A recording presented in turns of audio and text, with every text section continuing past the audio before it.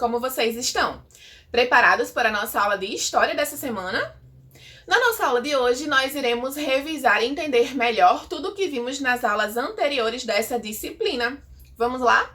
Primeiro de tudo, nós temos que começar lá atrás com a chegada dos portugueses aqui no Brasil. A primeira atividade lucrativa deles por aqui foi a exploração do pau-brasil, uma árvore cuja madeira era usada para fabricar móveis e que dela também se extraía um pigmento vermelho usado para tingir tecidos.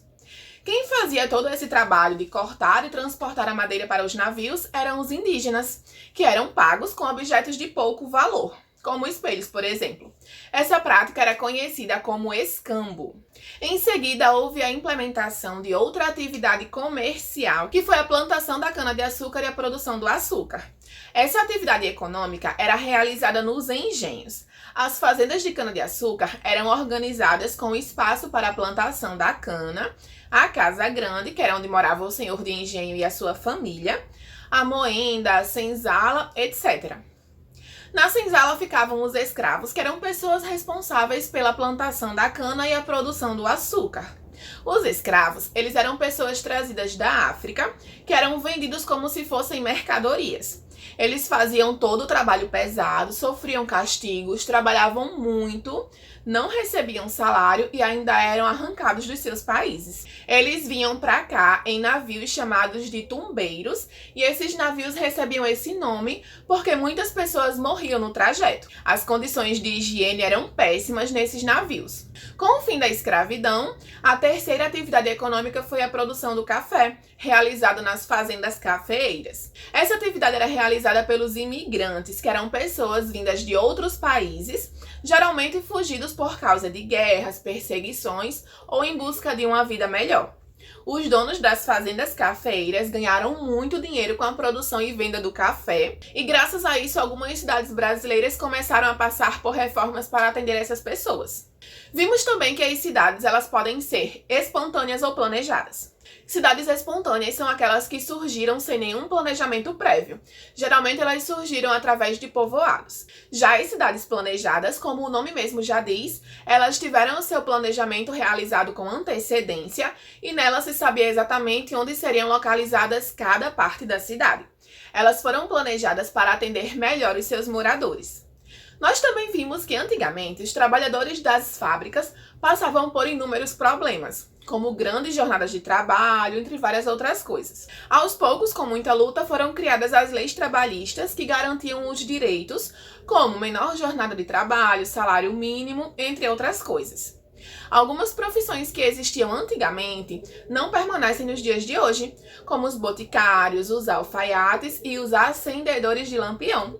E por falar em acendedores de lampião, eles eram muito importantes porque antigamente não existia eletricidade.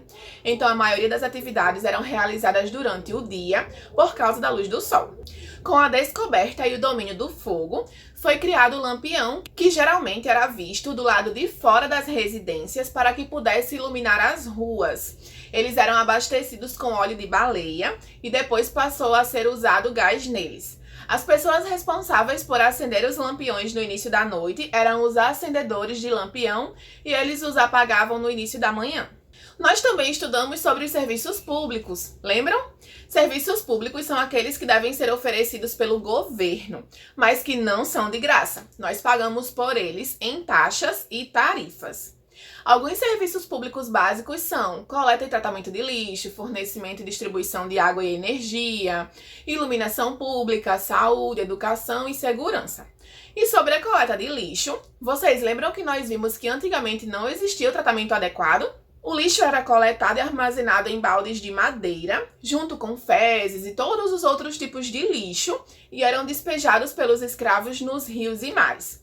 As pessoas antigamente não sabiam que essa prática fazia mal à saúde. Com o tempo, esse transporte passou a ser feito em carroças e com a modernização ele passou a ser transportado por caminhões. O lixo coletado é despejado nos lixões a céu aberto e não recebe nenhum tratamento.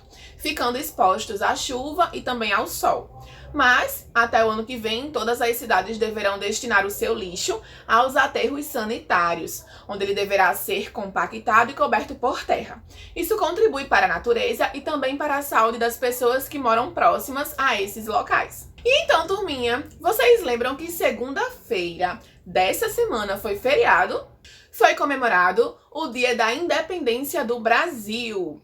E durante essa semana nós estamos falando um pouquinho sobre a questão da pátria. Hoje nós falaremos sobre o que é e qual é o papel do cidadão na sociedade. O que é que vocês acham? O que é ser cidadão? Ser cidadão é fazer parte de uma sociedade, é estar de forma ativa nela. E qual é o papel do cidadão na sociedade? Ou seja, o que as pessoas devem fazer em sociedade. As pessoas elas devem seguir algumas normas para viver em sociedade. Então, ser cidadão é respeitar o próximo, ser cidadão é compreender as necessidades do outro e também da nossa natureza. Por exemplo, nós não devemos jogar lixo no chão, nós também não devemos poluir, nós também não devemos desmatar, devemos respeitar os animais. Que tal vocês fazerem uma ilustração representando qual é, na opinião de vocês, o papel do cidadão na sociedade? Caprichem na ilustração e eu espero recebê-la até amanhã. Tudo bem? Então é isso, pessoal. Essa foi a nossa aula de hoje. Espero que a revisão tenha servido para que vocês possam assimilar bem o conteúdo. Eu vou ficando por aqui e vejo vocês nas nossas próximas aulas. Um beijão, até lá e não esqueçam do desenho.